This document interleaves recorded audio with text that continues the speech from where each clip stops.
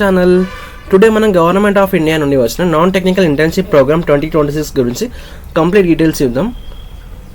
So మన 15,000 స్టీఫెన్తో internship opportunity release అయింది.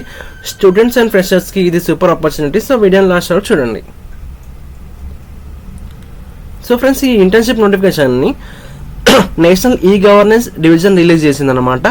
NEGD అంటే national e governance division.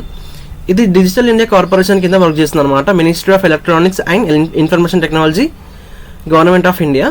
Internship name వచ్చేసి non technical internship summer program 2026 అనమాట ఇది. సో ఫస్ట్ ఎలిజిబిలిటీ క్రైటీరియా చూస్తే కనుక మనం ఎలిజిబిలిటీ క్రైటీరియా చూస్తే రికగ్నైజ్డ్ యూనివర్సిటీ స్టూడెంట్స్ అప్లై చేయొచ్చు. మినిమం 60% ఆఫ్ మార్క్స్ కంపల్సరీ ఉండాలని చెప్తున్నారు మన డిగ్రీలో. అలాగే 10+2+3 ప్యాటర్న్ కంప్లీట్ చేసిన డిగ్రీ స్టూడెంట్స్ ఎలిజిబుల్ అనమాట. అంటే 10th ఇంటర్ డిగ్రీ కంప్లీట్ చేసిన వాళ్ళు ఎలిజిబుల్ అని చెప్తున్నారు. ఇంజనీరింగ్ స్టూడెంట్స్ కూడా ఎలిజిబుల్ అని చెప్తున్నారు. డిప్లొమా స్టూడెంట్ కూడా ఎలిజిబుల్ ఇందులో. Okay, integrated degree and dual degree students కూడా eligible. So pre final year and final year students apply చేయొచ్చు అని చెప్తున్నారు. రిక్రూట్మెంట్ బట్టి క్వాలిఫికేషన్ రిలాక్స్ కూడా చేయొచ్చు అని మెన్షన్ చేశారు. ఓకే, సో ఇంపార్టెంట్ పాయింట్ ఏంటంటే ఫ్రెండ్స్, మినిమం క్వాలిఫికేషన్ ఉన్న అందరికీ డైరెక్ట్ సెలెక్షన్ గ్యారంటీ ఉండదు. గుడ్ అకాడమిక్ బ్యాక్గ్రౌండ్ ఉన్న వాళ్ళకి ప్రిఫరెన్స్ ఉంటుంది. అలాగే internship related exposure or higher qualification ఉన్న వాళ్ళకి అడ్వాంటేజ్ ఉంటుంది. ఓకే, తర్వాత మనం ప్రోగ్రామింగ్ మేనేజ్మెంట్ రోల్స్ చూస్తే కనుక, సో ఫస్ట్ వచ్చేసి మనకి policy documentation support.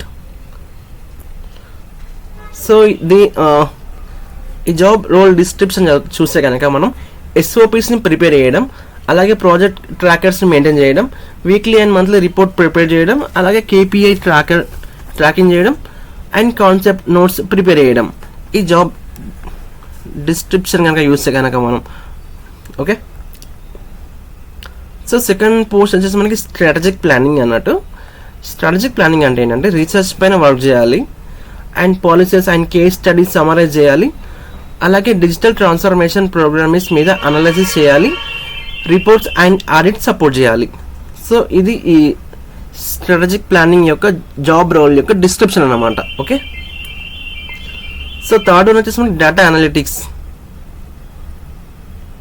Okay, data analytics అంటే ఏంటంటే డేటా సెట్స్ని ఆర్గనైజ్ చేయాలి, అలాగే డేటా క్లీన్ అండ్ అనలైజ్ చేయాలి, అలాగే case studies and success stories prepare చేయాలి, అలాగే డిఫరెంట్ కంట్రీస్ గవర్నమెంట్స్ అనలిటిక్స్ మీద రీసెర్చ్ చేయాలన్నమాట. ఓకే, సో ఇది ఈ డేటా అనలిటిక్స్ రోల్ యొక్క డిస్క్రిప్షన్ అన్నమాట.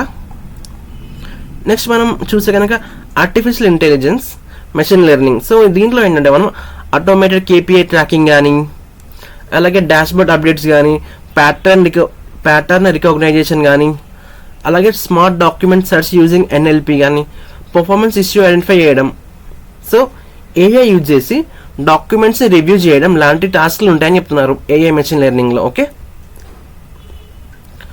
So content writing, design and visual content support. So దీంట్లో ఏంటంటే మెయిన్గా మనకి సోషల్ మీడియా పోస్ట్ క్రియేట్ చేయాలి, blog and new letters write చేయాలి, అలాగే ప్రెస్ రిలీజ్ ప్రిపేర్ చేయాలి, Canva, power point, photoshoot use చేసి పోస్టర్స్ అండ్ బ్యానర్స్ క్రియేట్ చేయాలి. సో సింపుల్గా ఉండే వరకు చెప్పేసి కంటెంట్ రైటింగ్ ఇది. Next campaigning events. సో ఇదేంటంటే టార్గెట్ ఆడియన్స్ రీసెర్చ్ చేయాలి, సోషల్ మీడియా స్ట్రాటజీస్ ప్రిపేర్ చేయాలి, and events, invitees and anchor script prepare చేయాలి. So registration and feedback management చేయాలి. నెక్స్ట్ ట్రైనింగ్ ప్రోగ్రామ్ చూస్తే కనుక, సో ఇదేంటంటే ట్రైనింగ్ మెటీరియల్ రివ్యూ చేయాలి, అలాగే presentations and case studies proof write చేయాలి, లెర్నింగ్ కంటెంట్ లైబ్రరీస్ మెయింటైన్ చేయాలి, అలాగే ఆన్లైన్ కోర్స్ స్ట్రక్చర్ సపోర్ట్ చేయాలి. సో నెక్స్ట్ వచ్చి మనకి event management. So event management సెక్షన్లో ఏంటంటే virtual and offline training sessions organise చేయాలి, అలాగే లాజిస్టిక్స్ హ్యాండిల్ చేయాలి, and invitees and briefing notes create చేయాలి, session moderations and coordination support చేయాలి. Next data privacy and securities. So దీంట్లో ఏంటంటే friends global and Indian data protection laws మీద research చేయాలన్నమాట. Policy summaries prepare చేయాలి. అలాగే సిటిజన్స్ అండ్ గవర్నమెంట్ ఆఫీషియల్స్కి awareness materials prepare చేయాలి. So next internet of things and cloud computing. So ఇదేంటంటే friends cloud computing and emerging technology సెక్షన్లో AI, blockchain, drones, malwares, quantum computing మీద research చేయాలన్నమాట. Awareness material prepare చేయాలి. అలాగే cloud policies and guidelines explain చేయాలి. Next knowledge management. Knowledge management అంటే ఏంటంటే dashboards and Excel trackers maintain చేయాలి. Technical డాక్యుమెంట్స్ని సింపుల్ నాన్ టెక్నికల్ ఫార్మాట్లో కన్వర్ట్ చేయాలి. సిటిజన్స్ అవేర్నెస్ కంటెంట్ ప్రిపేర్ చేయాలి.